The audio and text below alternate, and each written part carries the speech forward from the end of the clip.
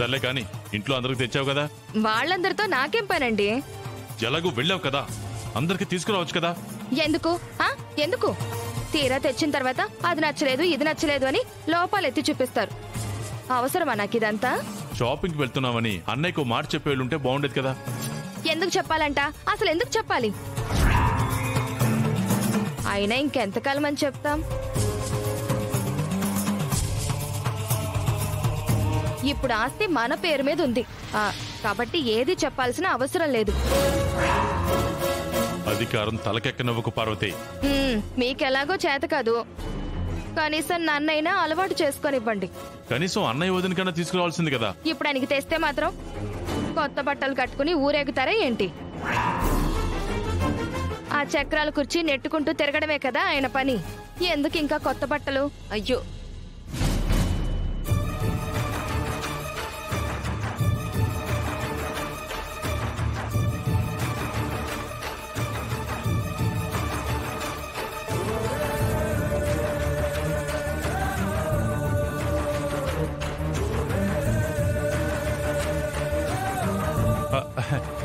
అన్నయ్య, పార్వతి నీ కోసం బట్టలు తీసుకొచ్చింది చూడు. ఏవండి అవి మీకు?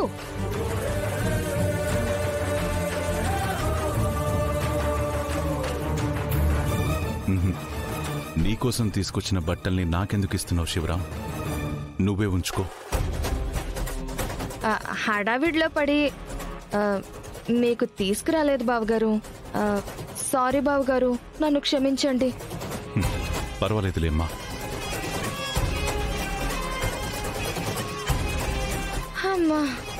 నిన్ను ఇందాక నువ్వు అన్నమాట అన్నయ్య విన్నాడేమో. విన్నాడని మీతో అన్నాడా? అన్నయ్య కళ్ళలోకి చూసి తన మనసుని అర్థం చేసుకోగలను. అన్నదమ్ముల అనుబంధం పిన్ని. బాధపడితే బాధపడి.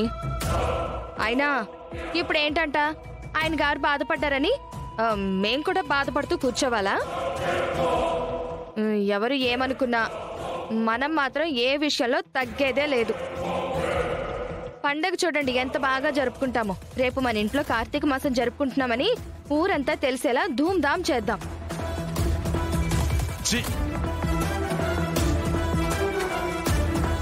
అల్లుడు గారికి ఇంకా ఆస్తి అనుభవించడం చేత కావడం లేదే.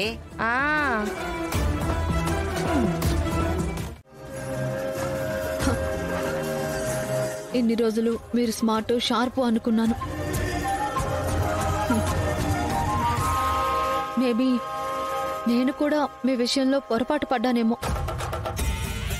ఇప్పుడు చెప్తున్నాను సార్, నా గెలుపుకి నేనే కారణం. డే అండ్ నైట్ కష్టపడి నేను ప్రాక్టీస్ చేశాను. టీం అందరిలో ముందు వరుసలో ఉన్న అద్భుతంగా నేను ఆడాను. అందరి దృష్టి నా వైపు పడేలాగా చేశాను. స్టేట్ లెవెల్ టీంలో సెలెక్ట్ అయ్యాను. ఒంటి చేత్తో టీంని కూడా గెలిపించుకున్నాను. ఇది కేవలం నా టాలెంట్ మాత్రమే సార్. మాట్లాడితే నేర్పించానంటున్నారు కదా. నేను ఏకలవ్యుడిలా గురువున్నా లేకపోయినా ఏదైనా నేర్చుకోగలను, అనుకున్నది సాధించగలను. అసలు మీ పేరెందుకు చెప్పాలి సార్? మీరేమన్నా గ్రౌండ్లో వచ్చి నాతో పాటు ఆడారా? లేదు కదా. మీరు కోచ్ అని చెప్తే క్రెడిట్ అంతా మీకే ఇచ్చేయాలా ఏంటి? ఇంకొకసారి పేరు కోసం తహతహలాడకండి. మిమ్మల్ని చూస్తుంటేనే జాలేస్తుంది.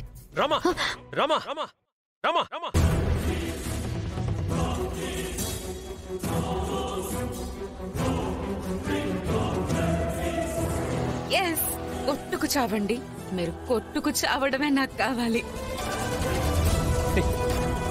నీ పేరు రాష్ట్రం అంతా తెలియగానే నీ కళ్ళు నెత్తికెక్కాయి. నీకోసం నేను పడ్డ కష్టాన్ని మర్చిపోయావు. నా ప్రేమ నీకు ఇలా అర్థమైందా? స్వార్థం స్వార్థం స్వార్థం. నేను నమ్మిన రామాలో ఇంత స్వార్థం ఉందని నాకిప్పుడే అర్థమైంది. Go to hell.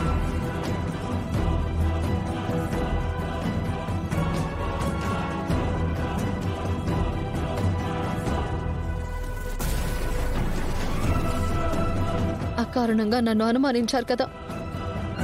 నిజం తెలిసాక మీరే తిరిగి వస్తారు. నువ్వు అలాగే ఉండు.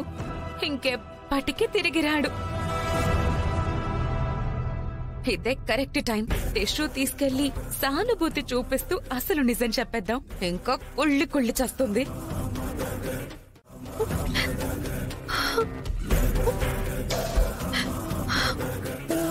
రామా, కన్నీళ్ళు తుడుచుకో. ఈ ఇంట్లో నీకు మిగిలిన ఒక్క సపోర్ట్ కూడా నీకు దూరం అయిపోయాడు. నిన్ను చూస్తుంటే జాలేస్తోంది. నాకు ఒక పాట కూడా గుర్తొస్తుంది. చిలక ఏ తోడు లేక ఏటే పమ్మ ఒంటరి నడక తెలిసి అడుగేసినావే ఏడారంటి ఆశల వెనుక. మీరు మాట్లాడుకున్నదంతా నేను విన్నాను రామా. శౌర్య వెళ్లిన ఆవేశం చూస్తుంటే ఇంకెప్పటికీ తిరిగి రాడనిపిస్తోంది. నువ్వు ఇంటర్వ్యూస్ లో శౌర్య పేరు చెప్పావు కానీ అది ఆ టెలికాస్ట్ లో రాలేదు. అక్కడ స్టార్ట్ అయింది మీ మనసుల మధ్య యుద్ధం. నువ్వు తన గురించి మాట్లాడిన ఫుటేజ్ అంతా నా ఫోన్ లో ఉందని తెలీదు. పాపం. చూడు, ఈ వీడియో మొత్తం చూడు. మీరు ఈ స్థాయికి రావడానికి కారణం ఎవరు అంటే ఏం చెప్తారు? ఖచ్చితంగా నా శౌర్య సార్. ఆయన లేకపోతే నేను లేను. హాకీ స్టిక్ నా జీవిత భాగం అయితే శౌర్య సార్ నా జీవితం. నన్ను ప్రేమించి పెళ్లి చేసుకుని ప్రతి క్షణం నాతోనే ఉంటూ, నా తోడై ఉంటూ నన్ను హాకీలో మరెన్నో శిఖరాలు ఎక్కించడానికి ప్రతి క్షణం ఆలోచిస్తూనే ఉంటారు. తను నా భర్తగా కంటే నా గురువుగా, నా గైడ్ గా, నా గాడ్ గా ఒక్కటేంటి, హీస్ ఎవ్రీథింగ్ ఫర్ మీ. ఎందుకే నాతో ఇలా ఆడుకుంటున్నావు?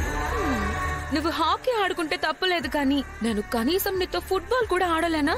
అందుకే ఇదంతా. ఒక్క వీడియో క్లిప్ కూడా బయటకు వెళ్లకుండా ఛానల్ వాళ్లతో డీల్ మాట్లాడుకున్నాను. మిమ్మల్ని విడదీయడానికి నా దగ్గరున్న సరైన అస్త్రం ఇది. ఎలా ఉంది? మమ్మల్ని కలపడానికి కూడా